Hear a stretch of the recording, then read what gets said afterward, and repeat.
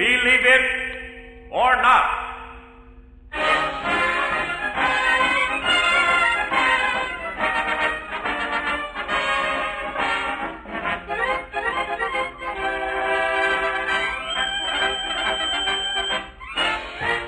Believe It or Not program starring Robert L. Ripley with B.A. Rolfe and his orchestra and lovely Linda Lee, presented by Post 40% Bran Flakes, the largest selling Bran Flakes cereal in the world. Post Bran Flakes, made by the same people who make Huskies, have a wonderful nut-like flavor. What's more, Post Bran Flakes eaten daily bring you extra benefits by providing bulk food in your diet, and adequate bulk is essential for keeping fit. At your next breakfast, join the millions who help keep fit with delicious Post Bran Flakes. And here's that lucid, liberal, legendary laird of literal, logical, legitimate legerdemain, believe it or not, Bob Ripley.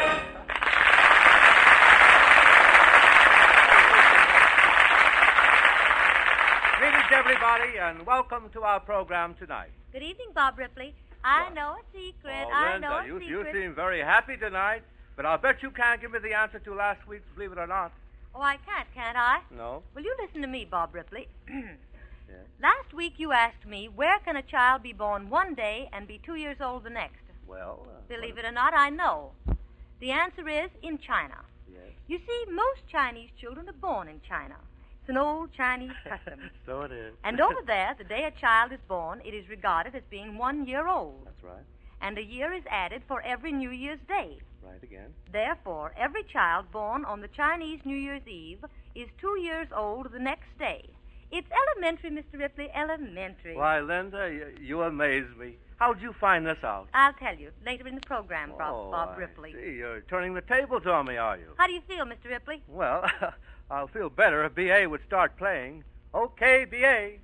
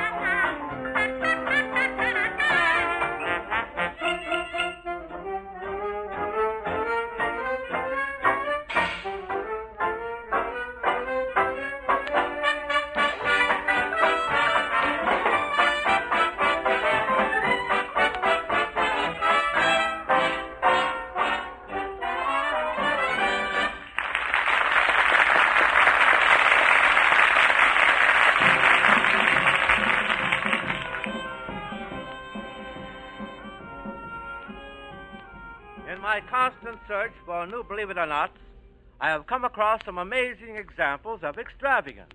But in all the history of the world, there's nothing that equals in sheer extravagance the subject of my drama tonight. The time is 1873. The scene, the dressing room of the great prima donna Hortense Schneider of the Opera Comique in Paris. A distinguished visitor is listening to her as she sings the latest song of that day, None But the Lonely Heart. None but the lonely heart can know my sad None but the lonely heart. Ah, Hortense, I could listen to that song forever.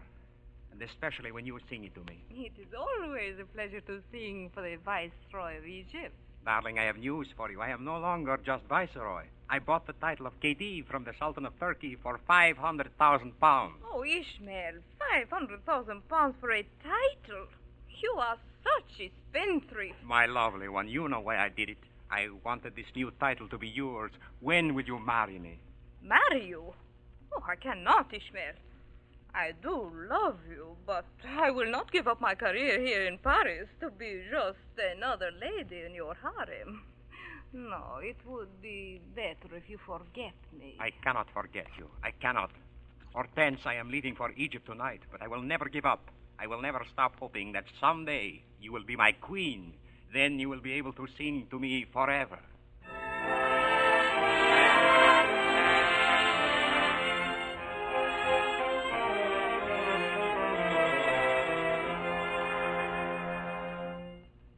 Your Highness, the Minister of Finance, Kamal Pasha, requests to see you. Show him in. Your Highness, I am so glad that you have returned to Egypt. I have bad news. Yes? What is it? The Bank of Paris has drawn upon our treasury for 500,000 pounds. What of it? I am sorry to say we have no money in the treasury to pay it. No money? Will Your Highness forgive me if I be very outspoken? Proceed. You are not, shall I say, very economical. Huh? Forgive me, Your Highness. I have a list here showing how improvident Your Highness has been. Now, let us see. 6 million pounds for 3 castles built in the desert for Madame... You can be quite frank. You mean for Madame Schneider? Yes, Your Highness. Then you spent 500,000 pounds for the title of Khedive. 125,000 pounds paid for an opera, especially written for you. But, Kamal, why bother me with these tedious details? Can't we raise money? We always did. French banks have definitely turned us down. Our only hope is that the British, they have money. Then we must get to the British as soon as possible. I must leave for Paris tomorrow. I have an appointment with Madame Schneider, which I will not break. Very well, Your Highness. I will have the British minister come here immediately.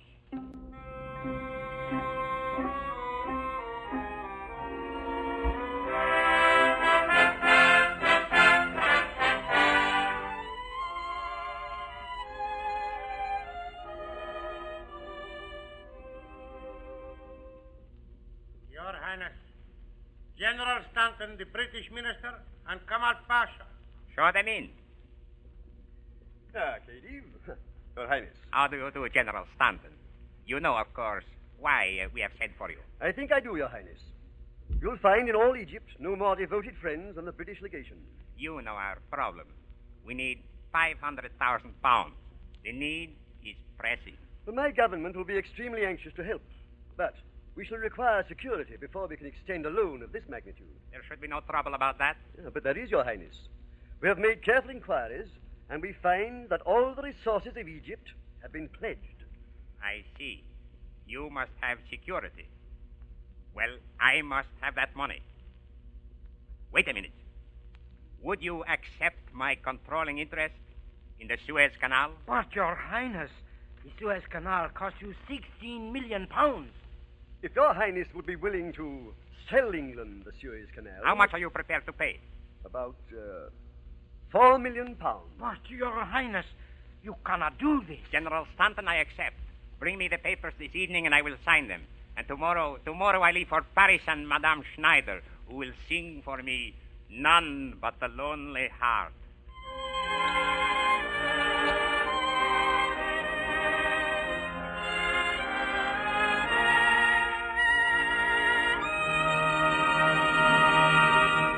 And so, England bought control of the Suez Canal for £4 million, or about $20 million, and forged the final link of her lifeline that holds the British Empire together.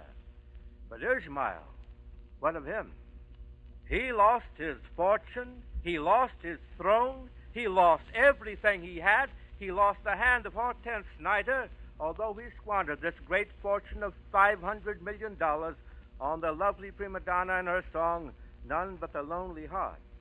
And as for Hortense Schneider herself, well, After the most costly romance in history, she died penniless and forgotten in the Latin Quarter of Paris in 1920, just 18 years ago. Believe it or not.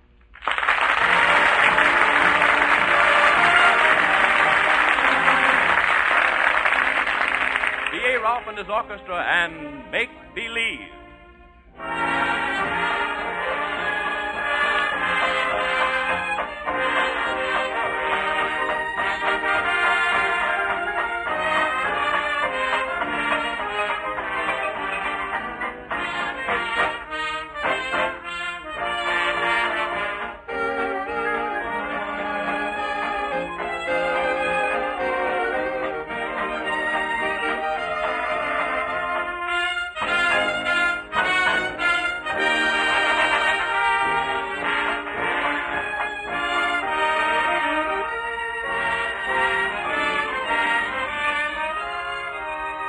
Lovely Linda Lee sings.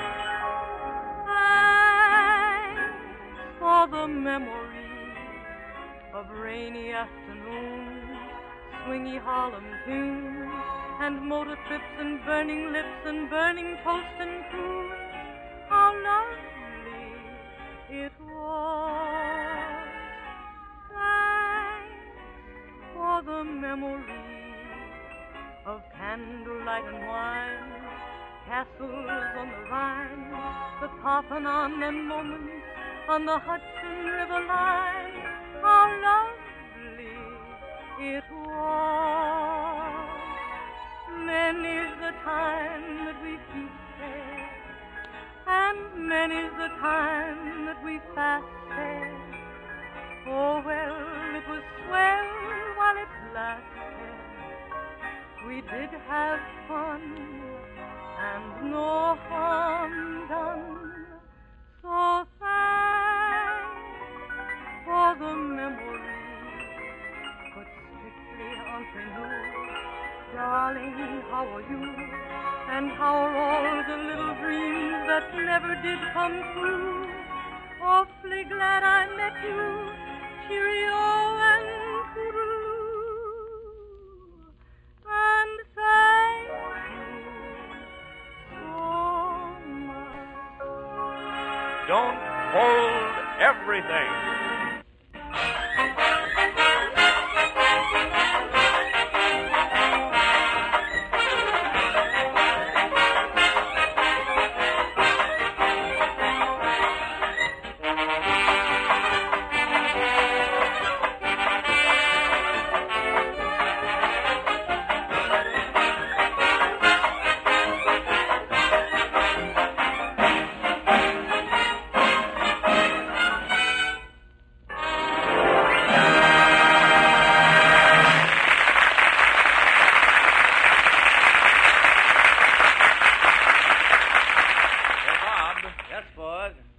That Post bran flakes are the original bran flake cereal? Why, Ford, you're not telling me anything new. Why, way back in 1924, when they first came out, I tried them, and they've been one of my favorite breakfast cereals ever since. Well, Bob Ripley, there are lots of folks who can join you on that.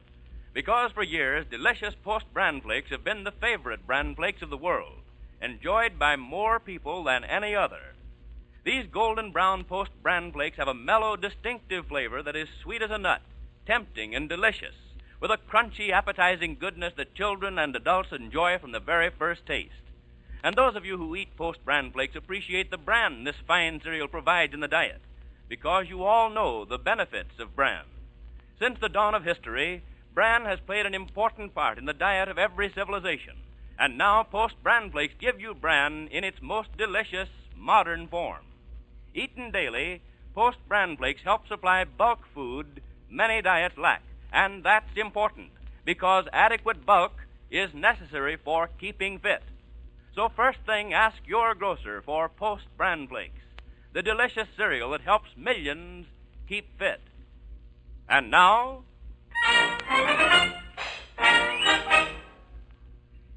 I have frequently been asked, what is the grandest sight I've ever seen in my travels through nearly 200 countries? Well, I've seen most of them. I've seen Mount Everest in the Himalayas, Victoria Falls in Africa, the inland sea of Japan, the harbor of Rio de Janeiro, the Boca of Qatar in Yugoslavia, Repulse Bay in Hong Kong, China. But which is the grandest? Linda, it's right here in our own country.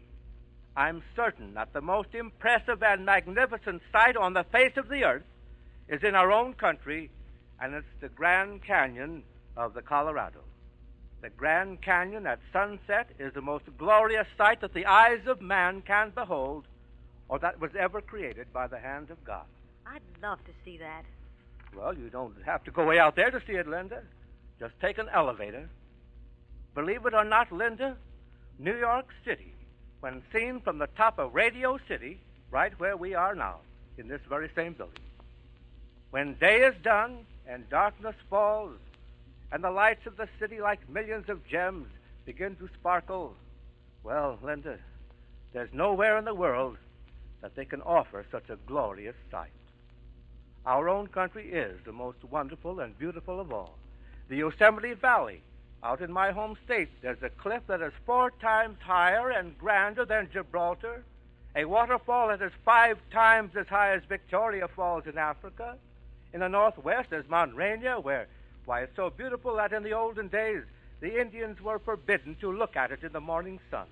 There's a great salt lake, 6 times as salty as the ocean, Lake Superior, a lake so large that into it could be thrown the entire countries of Ireland and Wales, the Mammoth Cave of Kentucky, Yellowstone Park with its geysers and prismatic lakes, 1,000 times more beautiful than the Blue Grotto of Capri.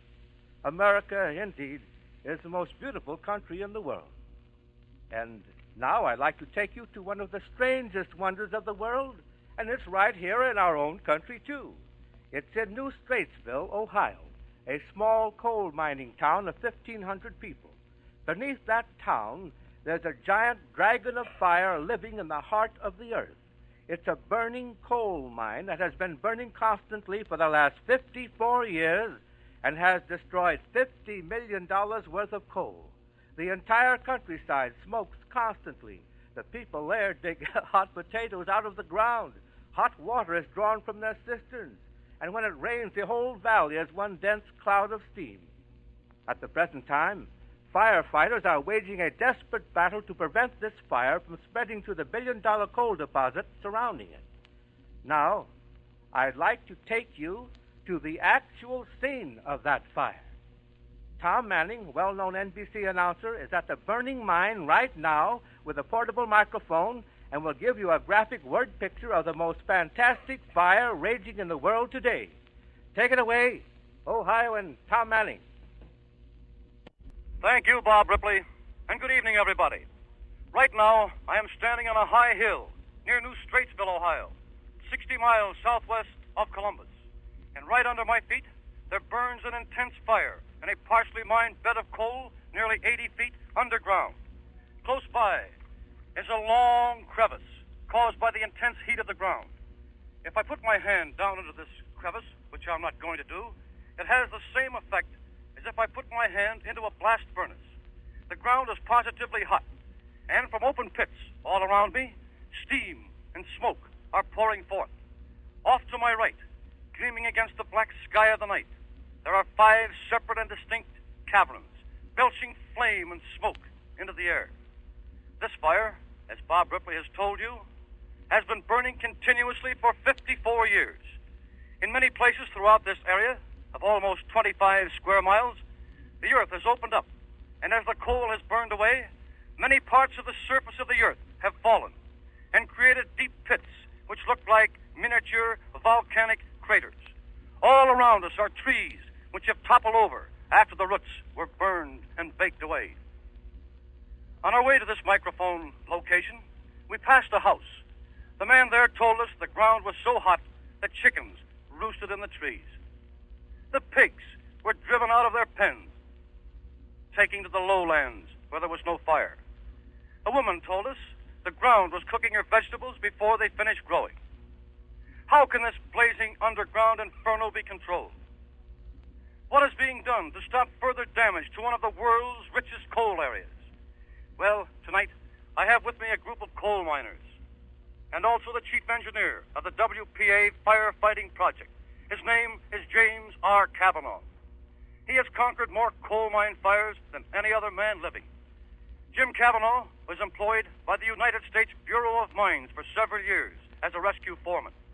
And he was an instructor at Penn State College in mine rescue work. Jim, awful good to have you with us again tonight. How many men are there working in this coal mine fire at the present time? We have a force of 350 miners, Tom, who have been working on this project for nearly 2 years. This may be a silly question, but how hot would you say this fire is? That is, well, Fahrenheit, I mean. Within 36 inches of your feet right now, the temperature is above 1,500 degrees Fahrenheit. Over this way a bit, Tom. All right. Watch your step. I'd hate to have to pull you out of one of these crevices. Don't you worry about that, Jim. I'll watch out. If I did fall in there, and you did succeed in getting me out, well, it'd just be another believe it or not for Bob Ripley. Say, how expensive, by the way, to our nation do you think this fire has been? Well, no one can ever know exactly, not even Bob Ripley. But my guess is that over $50 million of high-grade coal has been burned. Several $1 million have been spent trying to fight the fire. Well, Jim, your job is to try and put this fire out, isn't it? Yes and no, Tom. Our job is to localize the fire and to keep it from spreading. This is done by tunneling through the coal at certain points to cut off the fire, and then to fill the tunnel with barriers of clay and brick. I believe our work will be successful in keeping the fire from spreading, but it may burn for another 100 years in the present area. By walling in the fire, then, I believe Bob Ripley would agree with me that you have created the biggest fireplace in the world. Now, about these few houses on the hill, are they still occupied, Jim? No, Tom. There are only a couple of families still here. Most of them have been driven out by gas fumes. You see, the intense heat makes farming impossible, and the livestock do not like hot feet. These people who still live on these hills are ready to evacuate in a moment's notice.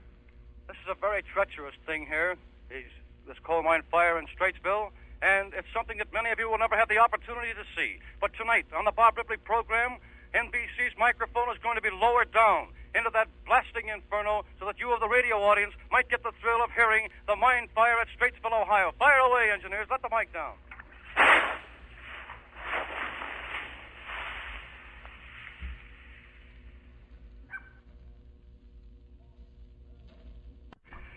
Well, Jim Cavanaugh has just signaled to me that it's about time for us to get out of this section. We've been in the midst of this smoke and carbon dioxide fumes of the fire for about 30 minutes, and the safety engineers say it's not healthy to stay much longer.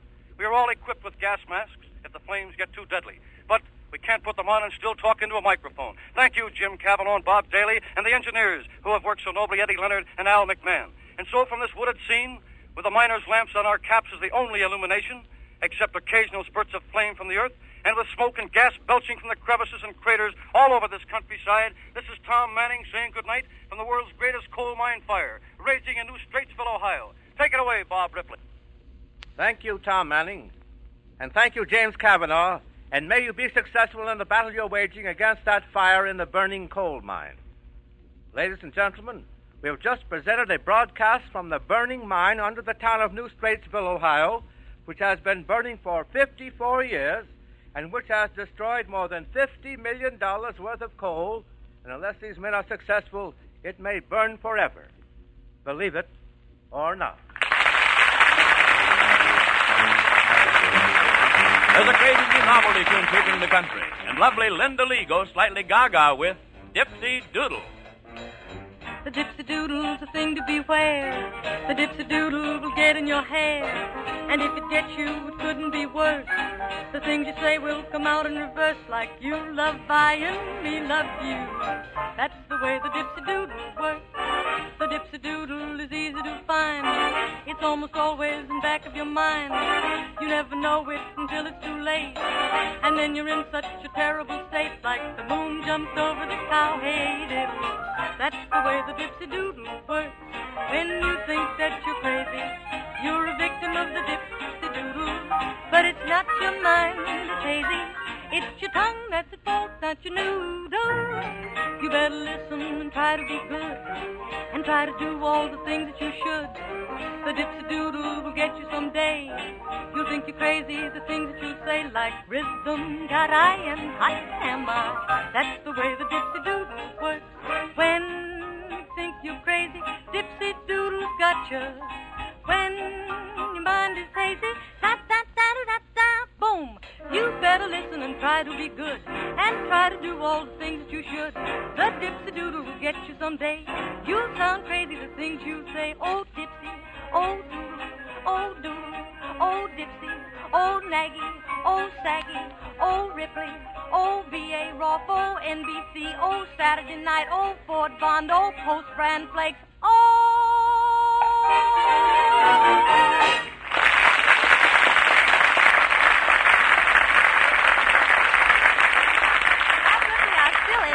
Having traveled through 200 countries in your search of, believe it or not. You shouldn't envy me. As a matter of fact, I would like to extend an invitation to our listeners to write me about any natural, believe it or not, wonders in this country, that is, near their own town or community.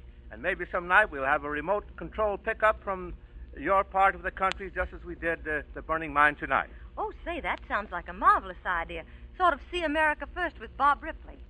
And now I'd like to present the believe it or not wonder of our program. It's Ford Bond.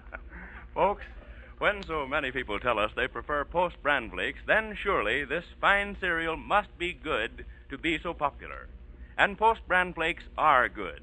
These light, crunchy, golden brown flakes have a delicious flavor, a flavor that's sweet and mellow as a nut, full of an appetizing goodness that your entire family will enjoy these brisk February mornings. And in addition to their fine flavor, Post Bran Flakes bring you extra benefits that may help to keep you in trim. These wonderful flakes, eaten daily, help supply bulk food many diets lack. And adequate bulk is necessary for keeping fit. So give your family this finer, ready-to-eat cereal. First thing, ask your grocer for Post Bran Flakes, the delicious cereal that helps millions keep fit.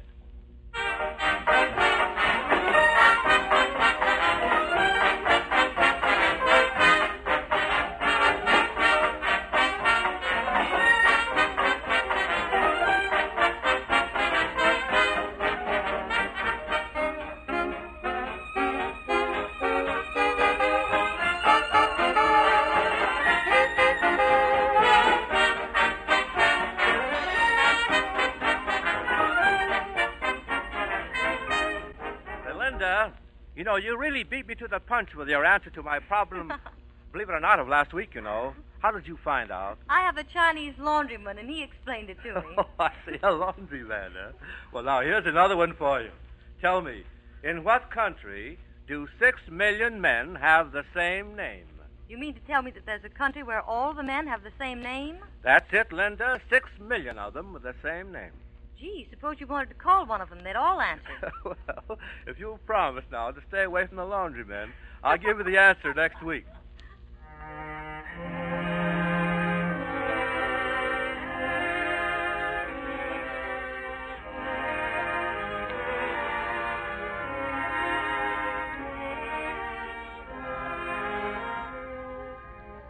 When Ismail of Egypt died, they found among his papers a note of farewell addressed to his loved one, Hortense Schneider, which he had never mailed.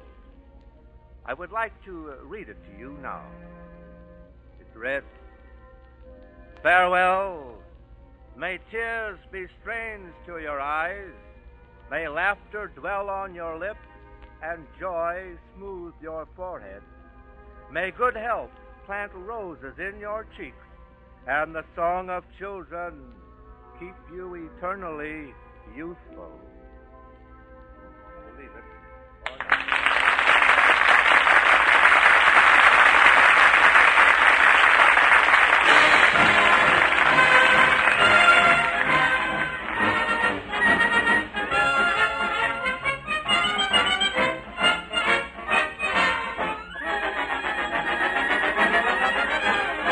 This is Ford Bond saying good night and keep fit for the makers of Post Bran Flakes. Keep tuned in, folks. In a few seconds, over most of these stations, you'll hear that cut-up of comedy, Jack Haley. This is the National Broadcasting Company.